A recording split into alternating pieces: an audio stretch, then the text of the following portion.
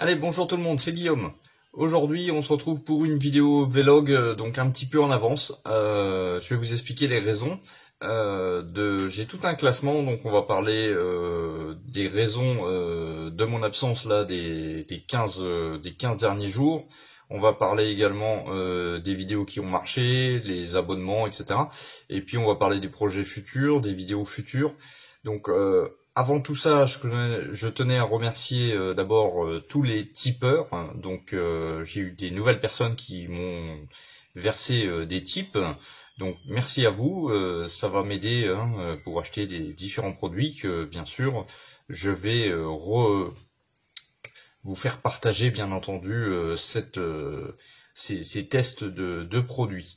Donc merci encore à vous et puis merci à tout le monde aussi de venir visionner mes vidéos. Donc on commence les raisons de mon absence. Alors c'est tout bête. Il y a eu en fait en ce moment c'est les vacances scolaires et donc les vacances scolaires signifient que je suis avec mes enfants. Mon épouse n'a pas de vacances donc elle travaille donc je dois faire l'essentiel pour mes enfants, donc j'ai très peu de temps pour faire de la maquette. Et puis je suis parti également à la mer, donc voilà, sans raconter toute ma vie. Vous imaginez que dans ces conditions, on peut pas faire exactement de maquette. J'ai également, vous voyez, la vue d'arrière, c'est pas du tout la même que l'atelier. Je suis de retour donc chez moi à Bangkok, et donc les voyages, tout ça, donc ça prend du temps et naturellement, j'ai pas eu le temps de toucher terre, comme on dit. Donc j'ai commencé aujourd'hui à retravailler un petit peu parce que quand je viens ici, je prends tout mon matériel pour continuer à faire un peu cette passion. Autre chose qui explique les raisons de mon absence, c'est que j'attends mon colis. J'ai commandé il y a plus de 15 jours maintenant un colis avec par exemple des peintures pour la suite du Panzer IV, le début du montage de la Nissan R390. J'ai commandé des peintures spéciales pour ça et le colis est toujours à Hong Kong. J'ai un numéro de suivi mais pour l'instant il n'est pas encore monté dans l'avion d'après ce que... Donc je vais les contacter pour voir un peu ce qu'il en est parce que là je suis bloqué. Je ne peux absolument pas commencer la Nissan et je ne peux pas suivre le Panzer. Donc ça va suivre, mais là mon colis pour l'instant il est en transit. Donc on va voir si ça dure trop longtemps, il va falloir que je fasse quelque chose d'autre parce que je vais pas attendre le colis pendant 3 mois. Donc petit résumé au niveau abonnement, je suis à 2828 abonnés, donc on se rapproche vraiment des 3000, j'espère arriver aux 3000 pour la fin de l'année. Ça serait quand même une belle réussite pour cette année, même si avec le Covid tout ça, c'est différent, mais au niveau de la chaîne, c'est vraiment une bonne année pour moi. On est à 16 417 vues, et le mois dernier, j'étais à 18 469. Donc j'aurais largement dépassé les 18 000 si j'aurais continué à faire des vidéos tous les 2 jours, 3 jours, etc. Donc on va dire c'est très bien, c'est très bien. On est à 196 personnes qui sont abonnées, donc des nouvelles personnes qui viennent, donc bienvenue à vous, merci de souscrire à la chaîne. Le mois d'avant on était à 175, donc là encore j'ai une augmentation. Au niveau des vidéos qui ont marché sur ce mois, alors c'est vrai d'habitude je fais ça le 1er ou le 2 du mois d'après, bon là je suis un petit peu en avance, c'est tout. Donc sans surprise c'est le guide d'achat d'aérographe, là franchement cette vidéo a été vue vraiment en grand nombre et très rapidement. Donc je m'attendais que cette vidéo plaise, mais c'est vrai que là ça dépasse mes espérances. On est à 1700 vues à peu près, donc en une dizaine de jours. Donc c'est vraiment énorme parce que d'habitude une vidéo de montage, par exemple du Panzer, c'était 500 vues, 600 vues. Et là je suis à 1700 quoi, donc c'est vraiment quelque chose de gros. La deuxième vidéo qui a marché vraiment très bien, c'est la vidéo également d'explication sur les primeurs. Donc je vous mettrai les liens à chaque fois. Et puis la dernière vidéo, c'est la vidéo des peintures Vallejo. Au niveau des playlists, ce coup-ci, bizarrement, c'est toujours une vieille playlist qui ressort, c'est la 206 WRC, le montage complet de la 206. Ensuite, on a la deuxième playlist qui concerne les vidéos débutants, donc matériel, peinture, etc. Et puis la troisième playlist, c'est la playlist du Bismarck, qui plaît pas mal. Donc voilà, ça c'est les trois playlists. Donc maintenant, je vais répondre à deux questions, si j'en ai pas oublié, deux questions que j'ai eues dans les commentaires. Et en fin de compte, ces questions-là, c'est difficilement facile d'y répondre par écrit, parce que ça nécessite une explication un petit peu plus longue. Donc en premier, je vais m'adresser à Angela, qui veut offrir un kit donc à son neveu de 14 ans, si j'ai bonne mémoire. Et donc apparemment c'est sur une voiture civile, et elle me demande quel kit serait approprié par rapport à ce jeune garçon qui veut se lancer. Donc j'ai pas vraiment de kit, je vais pas dire c'est ce kit là qu'il faut acheter. Il faut prendre que la maquette soit un plaisir, surtout pour la première. Il ne faut pas quelque chose de compliqué. Alors, elle m'a écrit qu'elle a regardé sur le site de Tamiya, et c'est vrai qu'il y a énormément de modèles. Donc, dans un premier temps, je dirais qu'il faut se concentrer sur les modèles les plus récents. Les plus récents, c'est-à-dire que sur le site de Tamiya, il y a, il y a 20 kits, après on change de page. Donc, si on regarde la première page, c'est les kits les plus anciens. Alors ça peut être bien parce que les kits les plus anciens, ils coûtent pas cher et en plus ils étaient pas trop détaillés, donc ça peut être un bon point. A contrario, les derniers kits, donc sur la dernière page, vont être beaucoup plus faciles et ils auront vraiment une finition exemplaire.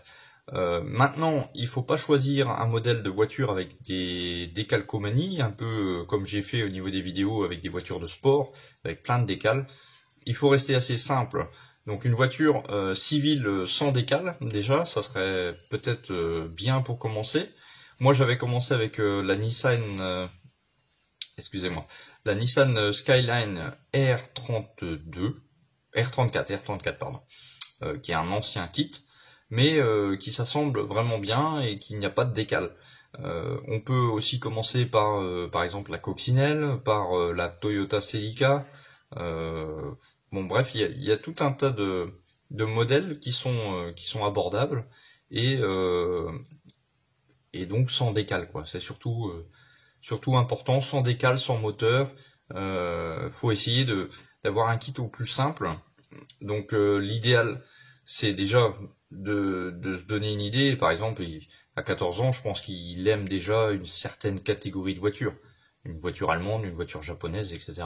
Donc après, sur YouTube, on peut, en tapant Tamiya et puis le nom du modèle, on peut voir quelques vidéos déjà des personnes qui l'ont fait, et on peut se donner une idée si ça va être difficile ou pas. Il faut oublier les voitures de course qui sont en plusieurs morceaux, etc. Voilà mon conseil. Alors c'est pas vraiment un conseil très précis ou que c'est que je vais donner un modèle précis parce que je les ai pas tous faits, c'est difficile de répondre à ça. Mais si vous avez des exemples dans les commentaires, les gens qui me suivent, vous pouvez aider Angela à choisir un modèle. Voilà. Donc première question résolue. Deuxième question, c'est Julien Proto qui me demande, suite à la vidéo des peintures, si la superposition des peintures est-elle possible? Alors la superposition de peinture est possible, il n'y a aucun problème, on peut passer une peinture d'un type et puis mettre un autre type au-dessus. Sauf, et c'est là que c'est important à savoir, si on commence par une base acrylique, par exemple une peinture acrylique un peu comme celle-là, ou en Tamiya, etc. On ne pourra pas utiliser une gamme lac au-dessus. Les peintures lac, il faut qu'ils soient en dessous. C'est-à-dire que si on passe du primeur lac, là on se pose pas la question, on va pouvoir mettre n'importe quel type de peinture au-dessus.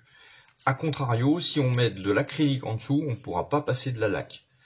On peut passer de l'énamel sans problème. Donc voilà, juste cette petite chose, si on utilise de la laque, il faut savoir qu'elle soit en dessous et pas au-dessus. Pour de l'acrylique ou de l'énamel, peu importe, ça soit au-dessus, en dessous, ça fait le job, il n'y aura pas de problème. Bien entendu, il faut attendre que la première peinture soit sec avant de passer la deuxième. Voilà. Il faut pas enchaîner directement les peintures l'une sur l'autre, sinon on risque d'avoir des problèmes. Également, dans les marques, on va dire haut de gamme au niveau peinture, tout ce qui est Zero Paint et Gravity, il faut faire attention. Là, je conseille vraiment de rester sur la même marque. Par exemple, un primeur Zero Paint, vous restez sur la peinture Zero Paint. Voilà, il faut pas trop jouer avec ces peintures-là, ils sont un peu spéciales. Donc voilà les deux questions que je voulais aborder. Donc maintenant on va parler des vidéos futures qui vont arriver là. Donc je rentre la semaine prochaine. Donc la semaine prochaine, le cours normal des vidéos vont reprendre. Donc je suis en cours sur la vidéo du F18. Rappelez-vous, il y a très longtemps, je vous avais dit que je vous ferai un full build du F18. Et donc là j'ai pris de quoi faire pour faire le F18 en ce moment, donc je suis en train de l'attaquer. Donc il y aura la vidéo du full build qui arrivera incessamment sous peu. Donc peut-être pas cette semaine, peut-être pas la semaine prochaine, mais elle va arriver, c'est sûr. Là, quand je commence, généralement, je vais jusqu'au bout. On aura bien sûr la suite du Panzer 4, donc avec la mise en peinture, la Nissan R390 qui va arriver également. Quand le colis va arriver. Et oui, là je suis vraiment désolé, je pensais que ça allait arriver assez rapidement et finalement, alors je sais pas si c'est coincé, si c'est perdu, j'en sais rien. Donc ça va arriver quand le carton arrivera. Voilà, je peux pas vous en dire plus, je le sais même pas moi-même. Il y aura, pour combler l'attente de ce colis, il y aura quelques vidéos généralistes, et donc là je remercie Michel, je crois, qui m'a donné des pistes. En fin de compte, j'avais prévu de faire une vidéo sur les compresseurs. Alors c'est pas un guide d'achat, ce sera une vidéo explicative sur les compresseurs pour les aérographes, mais il y aura aussi d'autres vidéos dans ce style-là, justement pour combler entre guillemets l'attente des autres montages. Donc m'en veuillez pas, il y aura des vidéos un peu type débutant. Bon, j'espère que je vous apprendrai quelque chose en passant. Autre dernière chose, avant de vous laisser, je voulais vous parler d'un grand projet que j'ai pour l'année 2022. 2022. Je suis un peu perdu dans les chiffres quand je parle du vlog. Donc 2022, il y aura un grand projet qui sera... Alors c'est plus un grand projet pour moi du fait que vous n'allez pas beaucoup participer, mais j'aurai besoin de votre avis à ce moment-là. Et même maintenant, je vais vous demander un avis. Alors, je vous dévoile le grand projet que je vais faire.